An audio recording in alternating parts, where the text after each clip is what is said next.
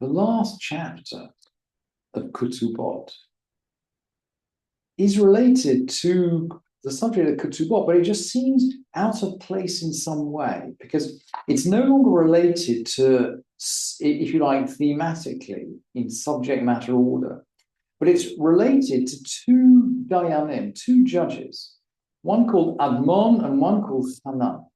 And Admon and Hanan made various rulings, which, whether or not they're accepted in the halakha, are nevertheless preserved in the Mishnah. A really interesting example of how the Mishnah preserves argumentation, even if it doesn't necessarily agree. And we'll see sometimes the halakha goes with Admon and Hanan, and sometimes it doesn't.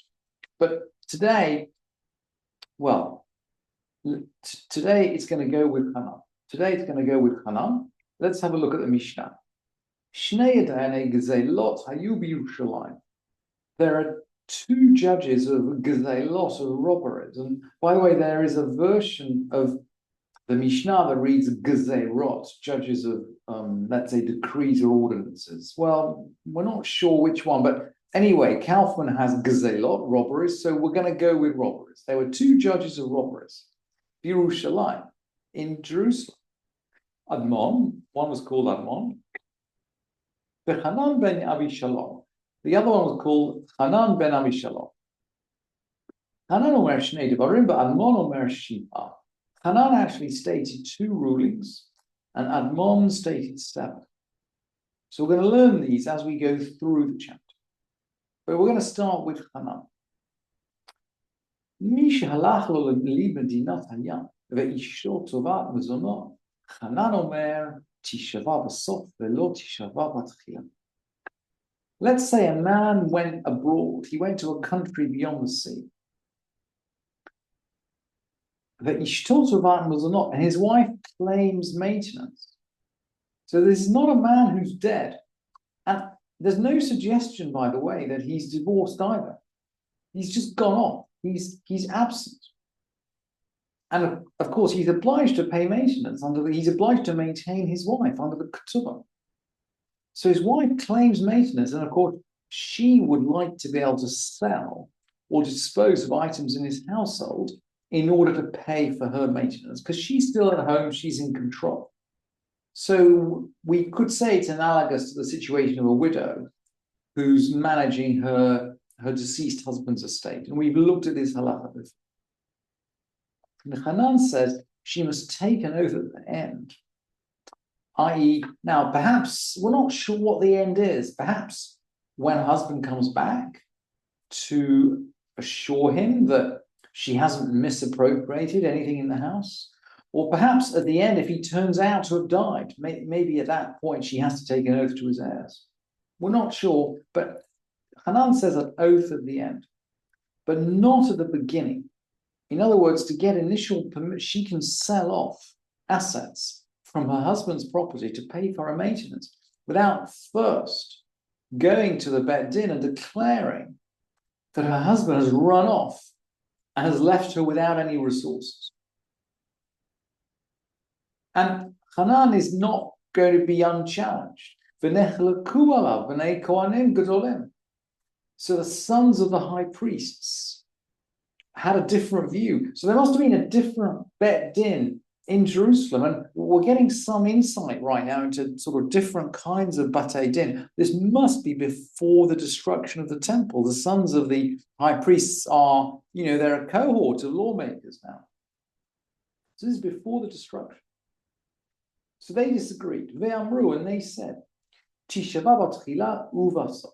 They said she must take an oath both at the beginning and at the end. Essentially, before taking possession of the belongings of her husband, she has to go to the court and take an oath that he really has left her destitute. Amar Rabbi Dosa ben Harkinas. Rabbi Dosa ben Harkinas agreed. Amar Rabbi Dosa ben Harkinas kedivrehem. He agreed with their words. Amar Rabbi Yochanan ben Zakkai. Yafeh Amar Hanan lo tishava ela v'sof. Rabbi Yochanan ben Zakkai said, Hanan has spoken well. she need only take an oath at the end. So he's speaking up actually for the agency of this woman to do as she needs to do. And interestingly, we feel already that there's some time lap here, because he must be speaking this is Rabbi Yochanan ben Zakkai of Yavne, so he must be speaking after the destruction. And the Bar Tanura, by the way, just confirms the halacha kamotzu, that is to say the Rabbi Yochanan ben Zakkai, the halacha goes according to him, i.e. goes according to him and to Hanan. But then he makes he clarifies, specifically after 3 months from the husband departing, they assign maintenance to the wife. So it sounds as if the Bar Tanura is quoting from the Gemara. So it sounds like the Gemara is just pedaling back very, very gently on this and saying, hang on, guys, no oath is required, but she does have to wait for 3 months. Poskim was not isha, im tiva mazonot, if she claims maintenance. Avalor kodem zmanze, but not before this time.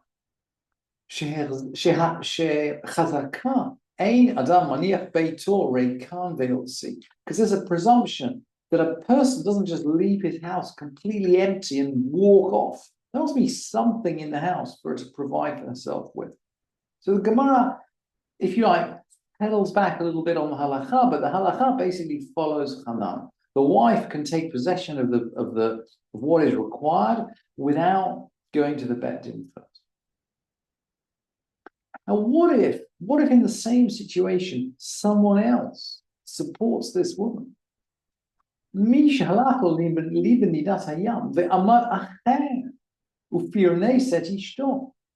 What about a man who goes to a country beyond the sea and someone else supports his wife? Someone else starts giving his wife money. Hanan Omer ibed et ma'otav. Hanan says he's lost his money. In other words, he doesn't have any claim as a creditor on the husband. Perhaps the husband was at fault, but some guy who provides for a woman in need doesn't create a claim on the husband in that way. The sons of the high priests differed from him, and they said, he should take an oath as to how much he spent, and he should recover it. So they're taking this part of the man who spent money. What the connection is with their previous ruling is not quite clear. But the rest of the Mishnah is the same. It's going to be carbon copy. Amar Rabbi Dosa ben Harkinas, Kedivrehem. Rabbi Dosa ben Harkinas agreed with their ruling.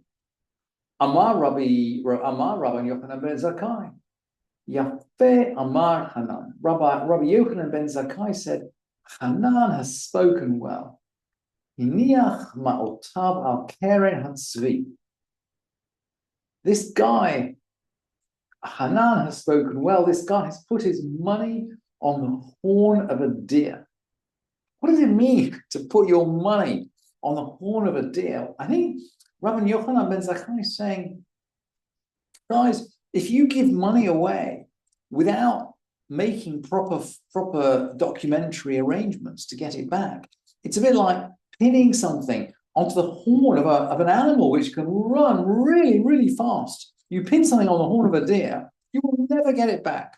The deer will just run away. And you should know that. You should absolutely know that and beware.